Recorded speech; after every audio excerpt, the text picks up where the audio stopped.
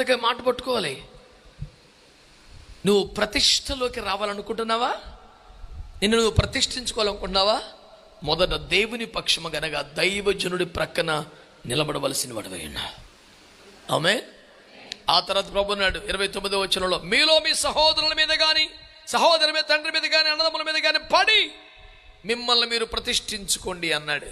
అనగా అనుబంధాలు, ఆప్యాయతలు, శరీర సంబంధాలు ఇవన్నీ తెంపుకుంటేనే దాని పేరు ప్రతిష్ఠ అంటారు. ప్రార్థనే భక్తి, భక్తి అల్లేలుయే, ఆదివారమే. ఈ బంధాలు, లింకులు ఇవన్నీ అంతే, వేస్ట్.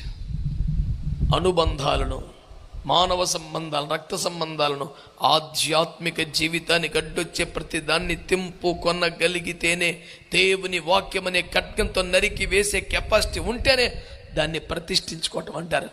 అలా ప్రతిష్ఠించుకుంటే ఏమవుతుందంట, నేడు యెహోవా మిమ్మును ఆశీర్వదించున్నట్లు మిమ్మల్ని మీరు ప్రతిష్ఠించుకునుడి అన్నాడు. అప్పుడుతుంది ఆశీర్వాదం.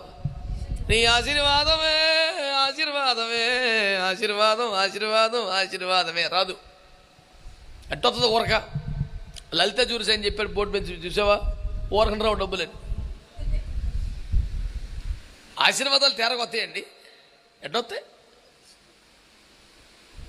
మిమ్మల్ని మీరు ప్రతిష్ఠించుకున్నాడు, అప్పుడు యెహోవా మిమ్మల్ని ఆశీర్వదిస్తాడా. హల్లెలూయా. చర్చికి వచ్చి వెళ్ళిపోయే వాళ్ళుగా కాకుండా, పాటలు పాడేవారు కాకుండా, సందాలు ఇచ్చేవారుగా కాకుండా, చెప్పండి, ప్రతిష్ఠించుకునే వారిగా ఉంటే మీరు ఆశీర్వదించబడతారు. ఆమేన్. హల్లెలూయా. కనుక ప్రతిష్టకి ఎంతమంది సిద్ధంగా ఉన్నారు?